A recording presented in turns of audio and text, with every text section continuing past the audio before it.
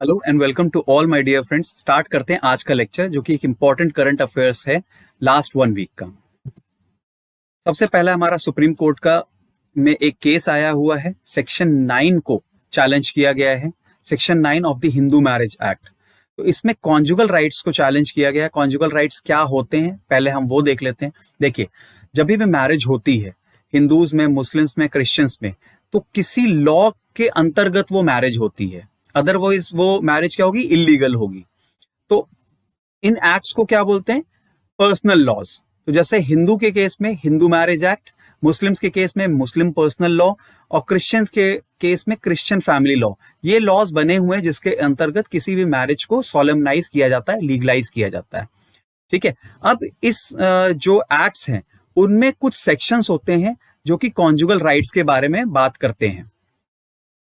तो देखते हैं कॉन्जुगल राइट्स क्या होते हैं। कॉन्जुगल राइट्स का मतलब सिंपल सा मतलब आप ये समझिए कि जब हस्बैंड की वाइफ के संग मैरिज होती है, ठीक है, तो हस्बैंड का वाइफ के ऊपर कुछ राइट्स होता है, वाइफ का हस्बैंड के ऊपर कुछ राइट्स होता है। जैसे हस्बैंड का ये राइट है कि वाइफ उसके साथ में रहे, वाइफ का ये राइट है कि हस्बैंड उसके साथ में रहे।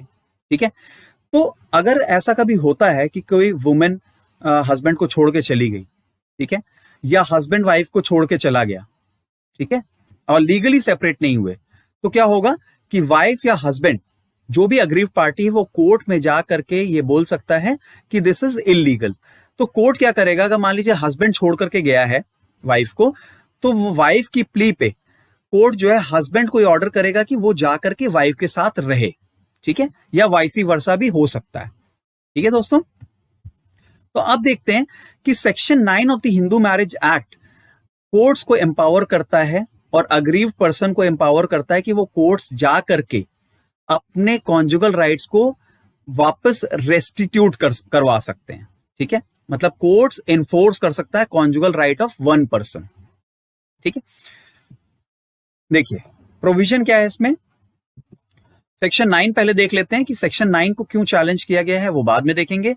When either the husband or the wife has without reasonable excuse withdrawn from the society of the other, the aggrieved party may apply by petition to the district court। तो जैसे मैंने आपको बताया कि हस्बैंड अपनी वाइफ को छोड़ के चला गया या वाइफ अपने हस्बैंड को छोड़ के चले गए विदाउट रीजनेबल एक्सक्यूज, तो कोर्ट उसमें इंटरफेयर कर सकता है और कोर्ट में decree restitution of conjugal rights, मतलब वो ऑर्डर कर सकता है हस्बैंड या वाइफ को कि आप जा करके दूसरे के साथ रहिए। ठीक है। अब इसको चैलेंज क्यों किया गया है सुप्रीम कोर्ट में, आप वो देखिए। पहला ये है वायलेशन ऑफ द राइट्स। तो वायलेशन ऑफ द राइट्स कैसे, सुप्रीम कोर्ट ने अभी कुछ साल पहले ही राइट टू प्राइवेसी को फंडामेंटल राइट्स डिक्लेयर किया था, यह आप सभी को ये बात पता होगी। ठीक है।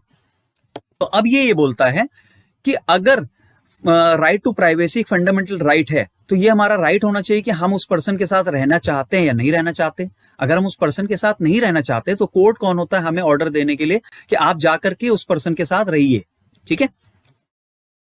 तो it violates one sexual and decisional autonomy. ठीक है दोस्तों, and right to privacy and dignity. तीसरा क्या है कि वुमेन जो है पर्टिकुलरली ज्यादा वल्नरेबल है। क्यों? क्योंकि मैरिटल रेप जैसी चीज हमारे लॉ में रिकॉग्नाइज नहीं है। अगर कोई वाइफ जो है हस्बैंड के जुल्म से परेशान होकर के रहने जाती है, ठीक है, या अगर उसकी अपने हस्बैंड से किसी वजह से नहीं बन पा रही है, ठीक है, तो अगर वो दूसरी जगह अपने मम्मी पापा के यहाँ या कहीं और रहने चली गई, ठीक है, अगर हस्बैंड ने कॉन्जुगल राइट्स के सेक्शन 9 को इन्वोक करते हुए कोर्ट से डिक्री करा ली कि वाइफ उसके पास आकर के रहे, तो क्या होगा, मे भी हो सकता है वो मैरिटल रेप कर ले, और अगर वो मैरिटल रेप करता है तो उसकी कोई सजा भी नहीं, तो हस्बैंड गिल्टी भी नहीं कभी प्रूव होगा। तो इस तरह से एक वुमेन्स के अगेंस्ट है थोड़ा सा सेक्शन 9। अब देखिए recent judgement of the Joseph Shine versus Union of India, जो कि 2019 में आया था, बहुत रीसेंट जजमेंट है। सुप्रीम कोर्ट ने ये स्पेशली कहा था कि right to privacy and bodily autonomy of married women should be protected. तो यहां मैरिड वुमेन के बारे में स्पेशली बात की गई है कि राइट टू प्राइवेसी और बॉडीली ऑटोनॉमी उनकी इंपॉर्टेंट है, and marriage does not take away their sexual freedom nor choice. तो आप देख सकते हैं कि जो सुप्रीम कोर्ट का जजमेंट है और सेक्शन 9 है, कुछ कुछ आपको लगेगा कि they are in contradiction to each other. ठीक है। अब आगे के पॉइंट में मैंने ये बताया है कि not only women but main also have their bodily autonomy. कहां रहना चाहते हैं, किसके साथ रहना चाहते हैं, अबाउट चॉइसेस, ये सारी चीजें वायलेट होती हैं सेक्शन 9 के थ्रू। ठीक है। एक मजे की बात और है कि यूके, जो जब हम कॉलोनियल पीरियड में थे तो यूके ने इस सेक्शन को लाया था। अब यूके ने 1970 में इसको रिपील कर दिया, मतलब अपने कंट्री में उन्होंने रिपील कर दिया, और आज तक हम यूके की चीज को फॉलो करते आ रहे हैं। ठीक है। तो इन सब ग्राउंड्स पे कहा जा रहा है कि section 9 of the Hindu marriage act should be abrogated और रिपील्ड। ठीक है दोस्तों, आगे चलते हैं। पास्ट जजमेंट के बारे में भी हम देख लेते हैं कि पास्ट में क्या सेक्शन 9 को चैलेंज किया गया था। यस, सेक्शन 9 को पहले भी चैलेंज किया जा चुका है। 1984 में सुप्रीम कोर्ट ने इसको अपहेल्ड किया था कि section 9 does not violate the constitutional rights. लेकिन वो 1984 की बात थी, जब राइट टू प्राइवेसी आपका फंडामेंटल राइट्स नहीं होता था, लेकिन आज वो फंडामेंटल राइट्स की तरह रिकॉग्नाइज किया जाता है। ठीक है, इसलिए सुप्रीम कोर्ट में एक फ्रेश पिटीशन दाखिल की गई है। आगे चलते हैं। Mekedatu dam project. अब ये मेकेदातु डैम प्रोजेक्ट क्या है, ये इंपॉर्टेंट है। क्यों? क्योंकि ये कावेरी रिवर पे है। ठीक है, it is situated at the confluence of the rivers Kaveri and its tributary Arkavati. ठीक है, तो ये आपको इंपॉर्टेंट है प्रीलिम्स के पॉइंट ऑफ व्यू से कि Mekedatu dam project is situated on which river? It is situated on Kaveri river. ठीक है, अब कावेरी रिवर इसलिए इंपॉर्टेंट है क्योंकि कावेरी रिवर हमेशा डिस्प्यूट में रहती है तमिलनाडु और कर्नाटका को लेकर के। ठीक है, अब कावेरी के बारे में कुछ फैक्ट्स जो है प्रीलिम्स के पॉइंट ऑफ व्यू से इंपॉर्टेंट है, वो ये है कि the river basin covers 3 states and a union territory. 3 states और एक यूनियन टेरिटरी में ये फ्लो होती है। तमिलनाडु में इसका प्रोपोर्शन सबसे ज्यादा है, उसके बाद कर्नाटका है, उसके बाद केरला और पुडुचेरी है। तमिलनाडु और कर्नाटका के बीच में हमेशा कॉन्फ्लिक्ट चलता रहता है पानी को लेकर के। ठीक है, तो कावेरी रिवर्स को लेकर के चलता रहता है। इसकी की ट्रिब्यूटरीज क्या है कावेरी की, ये बहुत इंपॉर्टेंट है ज्योग्राफी के पॉइंट ऑफ व्यू से। ज्योग्राफिकल क्वेश्चन इसमें आ सकता है। देखिए, हेमावती, लक्ष्मंत्रिता, काबिनी, अमरावती, नोएल और भावनी रिवर्स। आपको ये ट्रिब्यूटरीज बाय हार्ट याद होना चाहिए दोस्तों। ठीक है, आगे चलते हैं। What is Israeli spyware? अब आप लोगों ने, सब लोगों ने पीगासस देखा होगा। ठीक है, तो ये क्या है स्पाईवेयर? स्पाईवेयर वो चीज है जो फोन में आपके घुस करके आपके डेटा को कैप्चर करता है, चुराता है और किसी अनऑथराइज पर्सन को भेजता है। तो सबसे पहला क्वेश्चन जो बनता है प्रीलिम्स के पॉइंट ऑफ व्यू से, ये एक इजरायली स्पाईवेयर है, इजरायली। ठीक है, अब ये किसको स्पाई करता है? फोन। ये इंपॉर्टेंट है, फोन को स्पाई करता है, लैपटॉप्स या डेस्कटॉप की बात नहीं है, फोन से। अब ये 2 तरीके से वर्क करता है। पहला है जीरो क्लिक अटैक्स और दूसरा है एक्सप्लॉइट लिंक। मैं दोनों चीजें आपको बताऊंगा। एक्सप्लॉइट लिंक में क्या होता है, आपके पास एसएमएस आता है या आपके पास कोई व्हाट्सएप पे लिंक आता है या ईमेल पे लिंक आता है। अगर आप उसको क्लिक करते हैं तो क्या होता है कि वो आपके सिस्टम पे अटैच हो जाता है, उसका कोड। और एक बार आपके सिस्टम पे, मतलब मोबाइल पे अटैच हो गया, तो वो आपकी सारी इंफॉर्मेशन निकाल करके किसी अनऑथराइज पर्सन को भेज सकता है। जीरो क्लिक, तो यहां पर आप फॉल्ट पे हैं कि आप उस लिंक को क्लिक कर रहे हैं। लेकिन दूसरा जो मैकेनिज्म है बहुत खतरनाक है, जीरो क्लिक अटैक। इस केस में क्या होता है, आपके पास कोई लिंक नहीं आता, आपकी कोई गलती नहीं है। प्रॉब्लम क्या होती है, जैसे व्हाट्सएप हो गया या कोई और एप्स हो गए, वो 100% फुल प्रूफ नहीं होते। ठीक है, उसमें सिक्योरिटी लैप्सेस होते हैं, बग्स होते हैं। सॉफ्टवेयर में हमेशा बग्स होते हैं। ठीक है, उन बग्स को एक्सप्लॉइट करके अगर वो कोड, जो मैलिशियस कोड है, स्पाईवेयर कोड है, वो आपके मोबाइल पर अटैच हो गया, तो फिर वो आपके मोबाइल की हर चीज देख सकता है, सुन सकता है। ठीक है, कोई भी डेटा आपका ले सकता है वो, और अनऑथराइज पर्सन को भेज सकता है। तो ये जो स्पाईवेयर है, जीरो क्लिक अटैक पे भी काम करता है, इसलिए बहुत खतरनाक है। ठीक है, आगे चलते हैं दोस्तों। देखिए, मून्स वॉबल के बारे में है। आप राइट साइड में देख सकते हैं कि मून वॉबल का मतलब क्या होता है। वॉबल का मतलब ये होता है कि वो हिलता रहता है, ऑसिलेट करता है। ठीक है, अगर कोई चीज, हल्की सी चीज अगर आप टेबल पे रख दें और उस पर फूंक मारें, ठीक है, तो क्या होगा, थोड़ा सा ऑसिलेट करेगी, वो वापस अपनी जगह पे आ जाएगी। ठीक है, तो उसको बोलते हैं ऑसिलेशन। तो मून्स वॉबल क्या होता है? मून्स वॉबल का मतलब ये होता है कि जब मून अपनी ऑर्बिट, इलिप्टिकल ऑर्बिट में घूम रहा होता है, तो उसकी वेलोसिटी वेरी करती है। वेलोसिटी, उसकी स्पीड तो कम ज्यादा होती है। उस कम ज्यादा होने की वजह से वो वॉबल करता है। ठीक है, तो उसकी वजह से क्या होता है, जब वॉबल करता है तो मून हमें, उस मून का लाइट साइड जो है हमें डिफरेंट एंगल्स पे दिखाई देता है। आप फोटोग्राफ में या वीडियो में राइट साइड में आप देख सकते हैं कि किस तरह से लाइट साइड आपका चेंज हो रहा है। कभी राइट में दिखाई पड़ रहा है, कभी लेफ्ट में दिखाई पड़ रहा है, कभी बीच में दिखाई पड़ रहा है। ठीक है, तो ये आपकी समझ के लिए मैंने एक वीडियो डाउनलोड किया था। अब देखते हैं कुछ थ्योरी पार्ट की। 1728 में पहली बार इसको पाया गया था। That's why it was first documented way back in 1728। एक वॉबल का जो पीरियड है वो 18.6 ईयर्स है। Please remember this fact for the prelims point of view, 18.6 years. ठीक है, अब ये इंपॉर्टेंट क्यों है पढ़ना? क्योंकि मून से आपको पता होगा, मून की वजह से टाइड्स आते हैं, अर्थ के और सीज में टाइड्स आते हैं, ठीक है। और क्यों आते हैं? क्योंकि ग्रेविटेशनल पुल होता है मून का, मून के ग्रेविटेशनल पुल की वजह से टाइड्स आते हैं। तो अगर वॉबल करेगा मून, कॉमन सेंस की बात है, अगर मून वॉबल करेगा तो क्या होगा? ग्रेविटेशनल पुल कम या ज्यादा होगा, और उसकी वजह से क्या फर्क पड़ेगा? टाइड्स पे फर्क पड़ेगा। तो यहां पर यह बताया गया कि for half of the moons orbit of 18.6 years, 18.6 years का अगर हम आधा कर लें तो उस समय टाइड्स कम हो जाते हैं, सप्रेस हो जाते हैं, ठीक है। और बाकी के आधे जो साल हैं, मतलब 18.6 ईयर्स के जो आधे साल हैं, उसमें टाइड्स ज्यादा हो जाते हैं नॉर्मल से, मतलब एक बार नॉर्मल से कम, एक बार नॉर्मल से ज्यादा। तो ये जो प्रोसेस है ये काफी खतरनाक प्रोसेस है, क्योंकि टाइड्स अगर ज्यादा आएंगे तो क्या होगा कि स्टॉर्म आने के चांसेस हैं, ठीक है। और टाइड्स कम आते हैं तो कई सारी चीजें, जैसे टाइडल एनर्जी है, वो सारी चीजें सफर कर सकती हैं। आगे चलते हैं। ऑक्सफैम रिपोर्ट, देखिए ऑक्सफैम रिपोर्ट हमेशा बहुत इंपॉर्टेंट होती है प्रीलिम्स के पॉइंट ऑफ व्यू से। इसने इंडिया इनइक्वालिटी रिपोर्ट 2021 निकाली है। बहुत इंपॉर्टेंट फैक्ट है कि India inequality report 2021 was published by which of the following institutions? Oxfam, WTO, UN, like this question can come, ठीक है। अब इस रिपोर्ट में इसने क्या बताया, ये भी काफी इंटरेस्टिंग है। हमको सबको पता है कि अगर रिच और पुअर की बात करें तो रिच क्लास के पास हमेशा हेल्थ केयर फैसिलिटीज बेटर होती हैं, ठीक है, और पुअर क्लास के पास हेल्थ केयर फैसिलिटीज उतनी अच्छी नहीं होती। लेकिन मजे की बात यह है कि ये रिपोर्ट ये बोलती है कि not only class but caste, religion and gender plays a heavy role in providing the health care facilities, quality health care. मतलब अब आप देखते हैं कि कैसे। पहली चीज आप देख लीजिए कि नेशनल सैंपल सर्वे और नेशनल फैमिली हेल्थ सर्वे से ये रिपोर्ट बनाई गई है, ठीक है। अब रिपोर्ट देखते हैं। General category is better off than SC and ST on most health determinants, ये रिपोर्ट ऐसे कहती है। इसका मतलब ये कास्ट बेस्ड है कि एससी एसटी अभी भी इंडिया में उनको उतनी फैसिलिटी नहीं मिली हेल्थ केयर फैसिलिटीज की जितनी जनरल कैटेगरी के पास है। उसी तरीके से Hindus are better off than Muslims, तो आप देख सकते हैं यहाँ पर रिलीजन की बात है, मतलब रिलीजियस बेसिस पे भी डिस्क्रिमिनेशन है। Rich are better than off than poor, ये तो मैंने आपको पहले ही बताया, और दिस इज कॉमन सेंसिकल।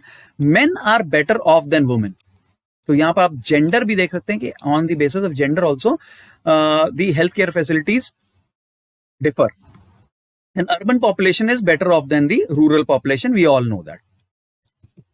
कुछ और फैक्ट्स इसने बताए इंस्टीट्यूशनल डिलीवरीज के बारे में। इंस्टीट्यूशनल डिलीवरी होती क्या है?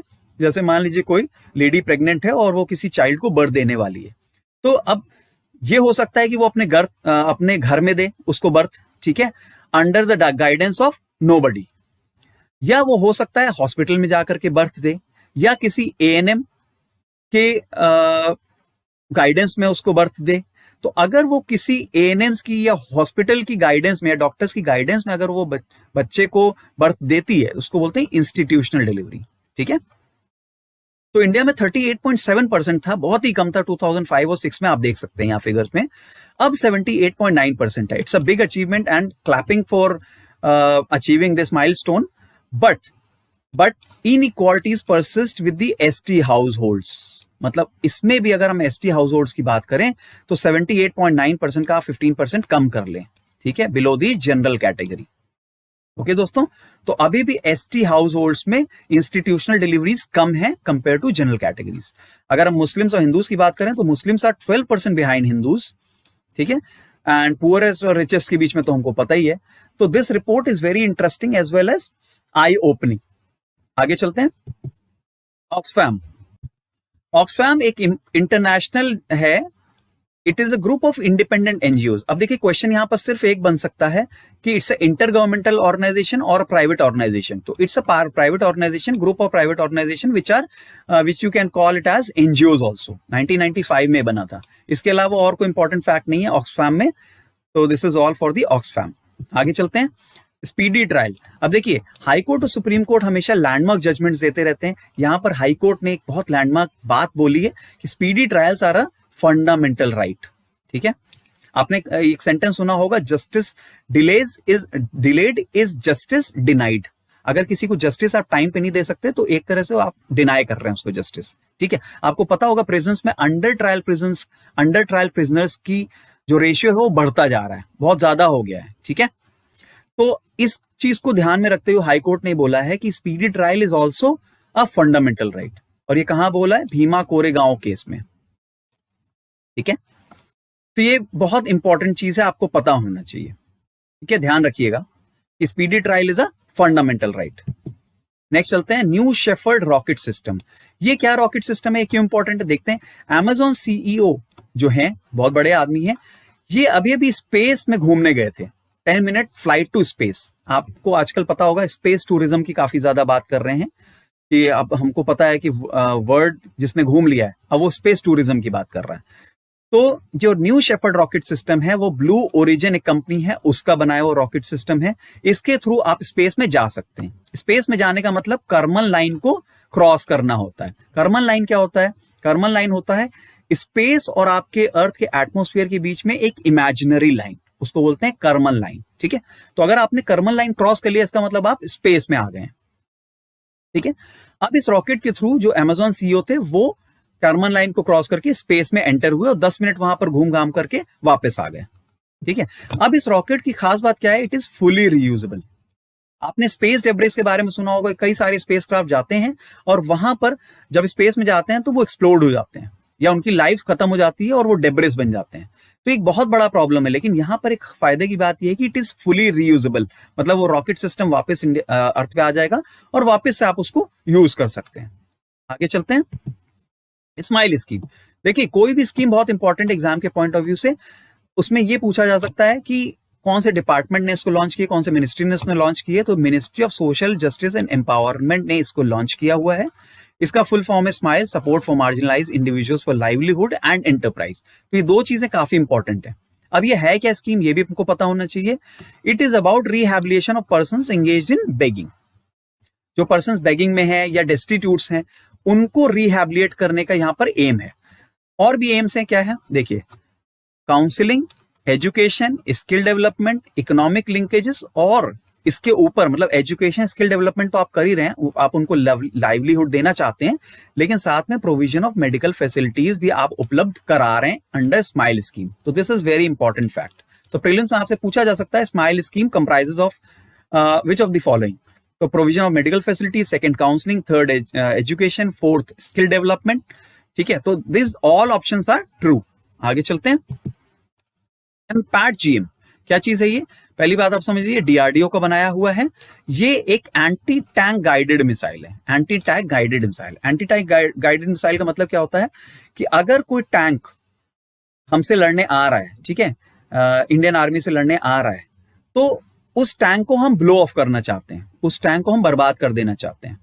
तो ये क्या करता है MPAT GM, fire and forget man portable anti tank guided missile. मतलब क्या है, एक बार किसी पर्सन ने उसको एक्टिवेट कर दिया, इस मिसाइल को एक्टिवेट कर दिया, तो वो अपने आप ही टैंक की पोजीशन, उसकी वेलोसिटी और उसकी डायरेक्शन, उस चीज को नोट करते हुए अपने आप ही एक्शन ले लेगी। मतलब एक बार हमको बस ऑटोमेट करना है मिसाइल को, वो सारा काम अपने आप कर लेगी। ठीक है, इसको बोलते हैं fire and forget man portable anti tank guided missile. ठीक है, और इसमें क्या यूज करते हैं? Infrared imaging seeker, very important from the prelims point of view, क्योंकि प्रीलिम्स में इस तरह के क्वेश्चन बनते हैं। It uses infrared, it uses radio wave, it uses ultra violet rays, तो इसमें इंफ्रारेड आंसर है। ठीक है दोस्तों, बहुत इंपॉर्टेंट है। आगे चलते हैं, सेंट्रल बैंक डिजिटल करेंसी। आपको पता होगा क्रिप्टो करेंसी काफी न्यूज में था, आरबीआई ने इसको बैन भी कर दिया था, सुप्रीम कोर्ट ने बाद में इस बैन को लिफ्ट कर लिया था। लेकिन अभी भी क्रिप्टो करेंसीज जो हैं वो काफी डेंजरस मानी जाती हैं। ठीक है, क्योंकि इसके थ्रू टेररिज्म, फाइनेंसिंग और बहुत सारी चीजें गलत हो सकती हैं। इसलिए सेंट्रल बैंक जो कि आरबीआई हमारा, उन्होंने कहा था कि हम एक डिजिटल करेंसी लॉन्च करेंगे, ठीक है, जो कि क्रिप्टो करेंसी जैसी होगी, लेकिन ये हमारे थ्रू रेगुलेटेड होगी। ठीक है दोस्तों, in the form of electronic tokens. हमको पता है आरबीआई अभी कैसे नोट इश्यू करता है, सिक्के इश्यू करता है, अब वो इलेक्ट्रॉनिक टोकन भी इश्यू करेगा। ठीक, एक इंपॉर्टेंट कमिटी है जो पूछी जा सकती है एग्जाम में इससे रिलेटेड, वो है SC Garg committee. SC Garg committee 2019। इस कमिटी ने क्या बोला था कि ban anybody who mines, hold, transact और deal with crypto currencies in any form. तो एससी गर्ग कमिटी की रिकमेंडेशन को मानते हुए ही आरबीआई ने इसको बैन किया था, क्रिप्टो करेंसीज को। ठीक है, तो SC Garg committee becomes very important.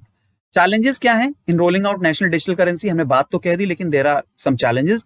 Cyber security threat, अभी हमने थोड़ी देर पहले स्पाईवेयर के बारे में बात की थी, तो वो भी एक साइबर सिक्योरिटी थ्रेट था। ऐसे थ्रेट्स बढ़ते जा रहे हैं, तो this is a very challenging situation. Lack of digital literacy, लोगों को डिजिटल लिटरेसी नहीं, कंप्यूटर कैसे यूज करना है, टोकन्स क्या होते हैं, तो वो कैसे यूज करेंगे इन करेंसीज को, ठीक है।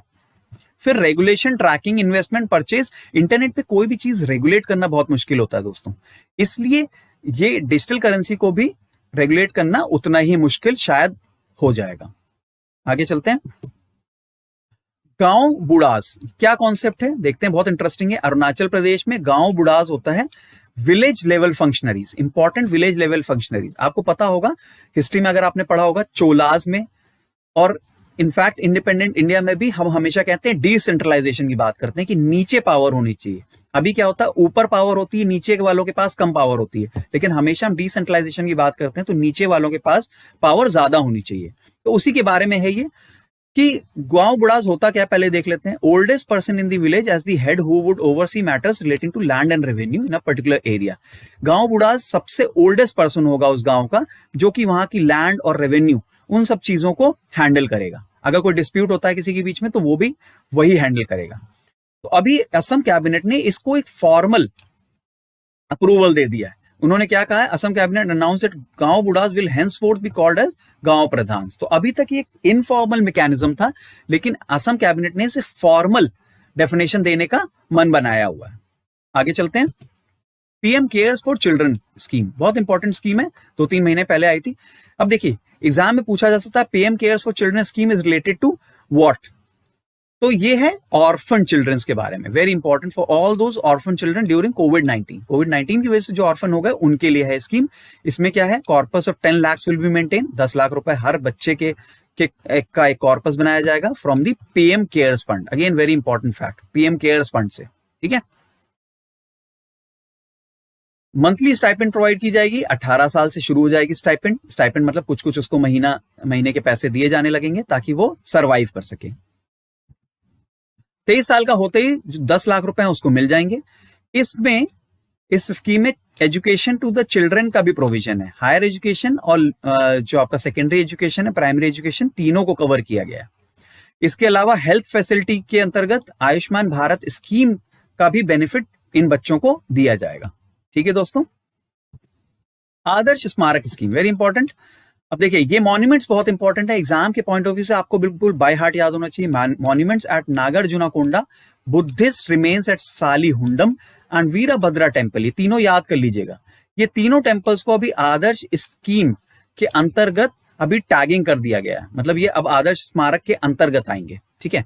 अब आदर्श स्मारक स्कीम होता क्या है, 2014 में इसको लॉन्च किया गया था for providing improve visitor amenities specially for physically challenged. मतलब क्या है, टूरिज्म को बेसिकली प्रमोट करने के लिए जो टूरिज्म साइट्स हैं उनको इंप्रूव करना पड़ेगा, ठीक है, ताकि वहां विजिटर्स आ सकें। जैसे टॉयलेट्स हो गए, क्लीन होने चाहिए, वहां स्पेस जो है वो ज्यादा होना चाहिए, भीड़ भड़क्का कम होना चाहिए, टिकट की लाइन जो रेगुलेटेड होनी चाहिए, इस तरह की एमिनिटीज को विजिटर इंपॉर्टेंस देता है। तो उसी चीज को इंप्रूव करने की यहाँ बात की गई है, स्पेशली फॉर फिजिकली चैलेंज। और इसको इंप्लीमेंट किसने किया, ministry of culture. That is very important fact कि मिनिस्ट्री ऑफ कल्चर का स्कीम है। आगे चलते हैं। Historic urban landscape project. अब देखिए, ये इंपॉर्टेंट इसलिए क्योंकि यूनेस्को का है, ये किसी इंडिया की किसी बॉडी का नहीं है या मिनिस्ट्री का नहीं है, यूनेस्को का है, इसलिए that's why it is very important. 2011 में लॉन्च किया गया था। इसके बारे में मैं आपको बता दूं, इस प्रोजेक्ट में क्या हो रहा है कि सिटीज का जो डेवलपमेंट है, जैसे स्मार्ट सिटी डेवलपमेंट है, ठीक है, तो स्मार्ट सिटी में क्या है, आईटी इंफ्रास्ट्रक्चर को इंप्रूव करने की बात की गई है, ठीक है, लेकिन होलिस्टिक डेवलपमेंट की बात स्मार्ट सिटीज में नहीं की गई है। तो ये जो हिस्टोरिक अर्बन लैंडस्केप प्रोजेक्ट है, ये इंटीग्रेटेड डेवलपमेंट की बात करता है, not only the economic development, the physical development of the city, but also the heritage resources development, जो कि वहां का इंपॉर्टेंट चीज है। इन सारी चीजों को मिला करके, जैसे culture, history, food, lifestyle, economic development, इन सारी चीजों को हमको डेवलप करना है एक साथ। तो ये प्रोजेक्ट इसके बारे में है। अब इंपॉर्टेंट क्यों है कि मध्य प्रदेश ने अभी हिस्टोरिक अर्बन लैंडस्केप प्रोजेक्ट में ग्वालियर और ओरछा को डिक्लेयर किया है कि ये जो दोनों सिटीज हैं वो हिस्टोरिक अर्बन लैंडस्केप प्रोजेक्ट के अंतर्गत डेवलप किए जाएंगे with the help of UNESCO. आगे चलते हैं। This report is very important, renewables integration India. हम हमेशा रिन्यूएबल एनर्जी को अपने एनर्जी मिक्स में इंटीग्रेट करना चाहते हैं। ठीक है, अभी हम क्या करते हैं, जो थर्मल हमारा एनर्जी डेवलपमेंट है वो सबसे ज्यादा है, जो कि नॉन रिन्यूएबल एनर्जी है। तो रिन्यूएबल एनर्जी का हमारा टारगेट क्या है, 175 gigawatts by 2022 and 450 gigawatts by 2030।